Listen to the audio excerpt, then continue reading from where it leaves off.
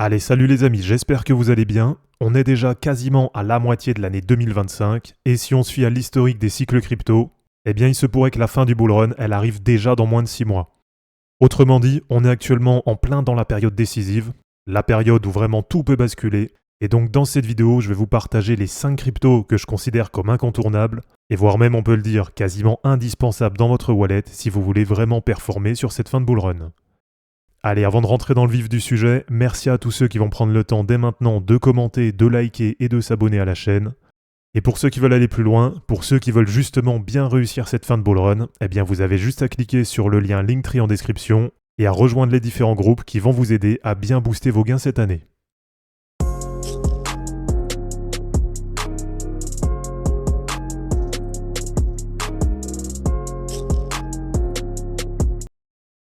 Allez, on commence directement avec en première position Bitcoin. Et si je devais garder qu'une seule crypto, pour moi ce serait Bitcoin. Tout simplement parce que c'est la crypto leader du marché. Et même sur le cycle actuel, contrairement à ce que beaucoup pensaient, eh bien finalement Bitcoin c'est quasiment une des meilleures performances du marché. Alors en plus de ça, vous le savez, Bitcoin ça a été la première crypto à avoir un ETF. Et aujourd'hui, à peu près 1 an et demi après, on a assez de recul pour dire que les ETF Bitcoin c'est une vraie réussite. Et de mémoire, il me semble même que ça a été le lancement le plus réussi de toute l'histoire des ETF. Perso, j'ai vraiment toujours insisté sur l'importance d'avoir du Bitcoin dans votre wallet. Et même là aujourd'hui, Bitcoin, ça reste la crypto qui est majoritaire dans mon wallet. Et je vous rappelle qu'en termes d'objectifs, moi ce que j'attends, c'est un Bitcoin à 175 000 $ sur le cycle. Et donc je considère que même au prix actuel, autour des 105 000 $, Bitcoin, ça reste une crypto qui a encore un bon potentiel pour la suite. Allez, pour continuer, la deuxième crypto qui est pour moi incontournable pour cette fin de bull run, c'est Ethereum. Donc là, ça va un peu dans le même sens que Bitcoin, même si Ethereum, ça reste finalement l'éternel deuxième du marché, et même si c'est une crypto qui a beaucoup déçu sur le cycle actuel. Mais voilà, malgré ça, ça reste quand même la deuxième plus grosse crypto du marché. En même temps, ça reste la blockchain qui est largement leader dans la DeFi. Donc pour moi, Ethereum, que ce soit en termes de blockchain ou en termes de crypto, bien sûr, ça reste incontournable. Et je vous rappelle que Bitcoin et Ethereum, c'est les deux seuls cryptos qui ont des ETF. Et même si pour le moment, on n'a pas autant d'inflow qu'on l'attendait sur les ETF Ethereum, donc là aussi, bien sûr, pour le moment, il y a un peu de déception. Mais en tout cas, déjà, le fait qu'il y ait des ETF, bien sûr, c'est positif. Et là, on voit que sur les derniers mois, il y a quand même un regain d'intérêt sur Ethereum. Donc là, Ethereum, ça va être à suivre pour la fin du cycle. En tout cas, graphiquement, on voit quand même que sur les derniers mois, il y a aussi une bonne reprise.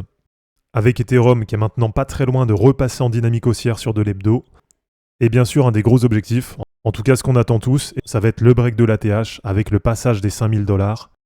Et sûrement qu'à partir de là, comme quand on a eu le break des 70K sur Bitcoin, ça pourrait permettre à Ethereum de complètement partir à la hausse. Allez, pour continuer, la troisième crypto que je considère comme indispensable pour cette fin de bull run, pour moi c'est BitTensor TAO. Alors déjà, ce qui est intéressant sur TAO, c'est que c'est une crypto qui est en premier cycle. Donc cette caractéristique de crypto en premier cycle, pour moi c'est quasiment une des plus importantes sur le marché, puisque vous le savez généralement, c'est sur les cryptos en premier cycle qu'on a les meilleures performances. Alors bien sûr, il y a toujours des exceptions, donc vous allez toujours trouver aussi quelques cryptos en deuxième cycle qui vont faire des bonnes performances, mais en tout cas, si vous voulez maximiser vos perfs, eh bien le mieux, ça reste de prioriser les cryptos en premier cycle.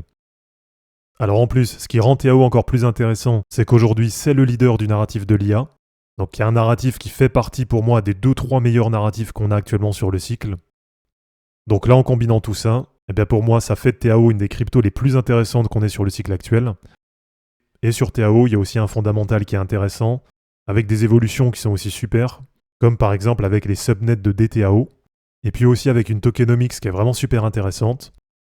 Donc voilà, pour moi, quand on combine tout ça, TAO c'est vraiment une crypto qui est incontournable. Et puis aussi graphiquement, la TAO c'est une des meilleures performances du cycle. Et pour ceux qui suivaient déjà la chaîne en 2023, eh bien souvenez-vous qu'à l'époque on achetait du TAO entre 30 et 50 $. Et même aujourd'hui, autour des 380 $, eh bien je considère que pour la fin du cycle, on a encore un bon potentiel de hausse sur TAO. Allez, pour continuer, la quatrième crypto qui est pour moi quasiment indispensable dans un wallet en 2025, c'est Kaspa. Et Kaspa, vous le savez, c'est une de mes cryptos préférées. Et là, comme pour TAO, c'est une crypto que j'ai achetée en 2023, et pour moi, c'est vraiment une des meilleures cryptos qu'on ait sur le cycle actuel. Alors, ce qui fait que Kaspa, c'est intéressant, déjà, c'est que c'est une crypto qui est en premier cycle, donc là, je vais avoir les mêmes arguments que pour TAO. Alors, en plus de ça, sur le fondamental, c'est une crypto qui est vraiment super intéressante. puisque déjà c'est une crypto layer 1, et le narratif des layer 1, comme le narratif de l'IA, pour moi ça fait partie des 2-3 meilleurs narratifs qu'on a sur le cycle. En plus de ça, sur le fondamental, Kaspa c'est un projet qui est vraiment super intéressant. Donc c'est une crypto qui fonctionne en POW, et c'est une crypto qui avait été lancée en fair launch. Et pour moi en termes de projet, alors bien sûr à une échelle différente, mais pour moi c'est une des rares cryptos qui a le fondamental pour concurrencer Bitcoin. Et du côté de la chart, eh bien vous le savez, Kaspa ça a été une des meilleures performances en 2022 et 2023. Et même si après on a eu une année 2024 avec Kaspa qui est resté dans un range, et sur début 2025, là on a une cassure baissière du range. Mais voilà, même malgré ça, sur du long terme, la chart de Kaspa elle reste toujours super intéressante. Et je considère qu'en termes de potentiel, Kaspa ça reste une des cryptos les plus intéressantes pour 2025. Et allez, pour terminer, pour moi la 5e crypto qui est quasiment indispensable dans un wallet en 2025, c'est la crypto SUI. Et forcément, comme les 4 autres, c'est une crypto que j'ai dans mon wallet. Et alors là, il y a plusieurs choses qui sont intéressantes sur SUI. Donc déjà parce que comme Kaspa et comme TAO, c'est une crypto qui est dans un premier cycle. En plus de ça, c'est une crypto layer 1.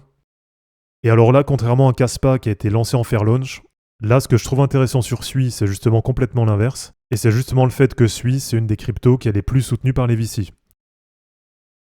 Alors en plus de ça, si vous avez déjà testé SUI, en termes d'expérience utilisateur, pour moi c'est peut-être la meilleure blockchain. Déjà parce que c'est simple à utiliser, avec des transactions qui sont quasiment instantanées, qui sont quasiment sans frais, et c'est une blockchain qui a des applications et des outils qui sont vraiment simples à utiliser. Et vraiment pour moi, SUI c'est une des rares cryptos qui peut concurrencer Solana en termes d'expérience utilisateur. Et puis du côté de la chart, c'est pareil, on a une chart qui est vraiment super intéressante. Et on voit que sur du long terme, on a SUI qui reste sur une bonne dynamique haussière. Et en termes de potentiel, on verra jusqu'où ça va monter. Mais en tout cas, pour le moment, là, ce qui me paraît assez cohérent, ce serait d'avoir SUI, pourquoi pas, entre 15 et 20 $ sur la fin du cycle. Donc voilà les amis, merci à tous d'avoir regardé cette vidéo, j'espère en tout cas que ça vous aura plu. Bien sûr, comme d'habitude, n'hésitez pas à me dire ce que vous en pensez et à me partager votre top 5 en commentaire. Comme d'habitude, pensez à vous abonner, à liker et à commenter cette vidéo pour soutenir la chaîne. De mon côté, je vous mets tout ça en ligne et je vous dis à bientôt. Ciao.